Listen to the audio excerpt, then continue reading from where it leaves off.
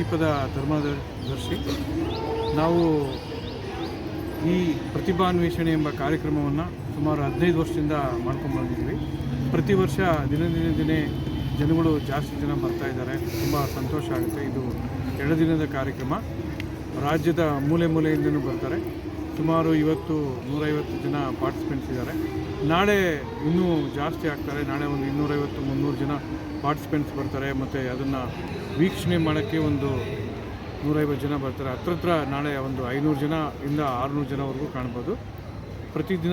ಪ್ರತಿ ವರ್ಷವೂ 2 ದಿವಸ ಕಾರ್ಯಕ್ರಮ ಇದು. ಇಲ್ಲೇ ಜಲಮಂಡಲಿ ಚೌಲ್ಟ್ರಿನೇ ಮಾಡ್ಕೊಂಡ್ಬಂದಿದ್ದೀವಿ. ಸರ್ ವಿನ್ನರ್ಸ್ಗೆ ಏನು ಕೊಡ್ತೀರಿ ಸರ್? ವಿನ್ನರ್ಸ್ಗೆ ನಾವು ಒಂದು ಟ್ರೋಫಿ ಕೊಡ್ತೀವಿ. ಮತ್ತು ಪ್ರತಿ ರನ್ನರ್ಸ್ ಮತ್ತು ವಿನ್ನರ್ಸ್ಗೆ ಒಂದು ಟ್ರೋಫಿ ಇರುತ್ತೆ. ಅದು ಬಿಟ್ಟು ಪ್ರತಿಯೊಬ್ಬರಿಗೂ ಅವರವರ ಒಂದು ಯಾವ್ಯಾವ ಸ್ಪರ್ಧೆ ಮಾಡಿರ್ತಾರೋ ಅದು ಸ್ಪರ್ಧೆಗೆ ಒಂದೊಂದು ಬಹುಮಾನ ಕೊಡ್ತೀವಿ. 3 ಬಹುಮಾನ ಇರುತ್ತೆ. ಪ್ರಥಮ, ದ್ವಿತೀಯ ಮತ್ತು ತೃತೀಯ. ಅದೇ ರೀತಿ ಕಿರಿಯ ಮತ್ತು ಹಿರಿಯ ಭಾಗಾರ್ಥಿಗಳು ಇರ್ತಾರೆ. ಅದೇ ಥರ ಕೊಡ್ತೀವಿ. ಜಾನಪದ ಗೀತೆ, ಭಾವಗೀತೆ, ಭಕ್ತಿಗೀತೆ, ಚಿತ್ರಗೀತೆ ಮತ್ತು ಡ್ಯಾನ್ಸ್ ಪ್ರತಿಯೊಂದು ಮಾಡ್ತೀವಿ. ಸರ್ ಎಷ್ಟು ಜನ ಭಾಗವಹಿಸಿದ್ರು ಸರ್? ಅದೇ ಈ ಸರ್ತಿ ಇವಾಗ ಒಂದು 250 ಜನ ಇದ್ದಾರೆ. ನಾಳೆ ನಿಮಗೆ ಒಂದು 450 ಜನವರೆಗೂ ಬರ್ತಾರೆ. ಯಾಕಂದರೆ ನಾಳೆ ಡ್ಯಾನ್ಸ್ ಇರುತ್ತೆ, ನೃತ್ಯ ಇರುತ್ತೆ ಮೇನಾಗಿ.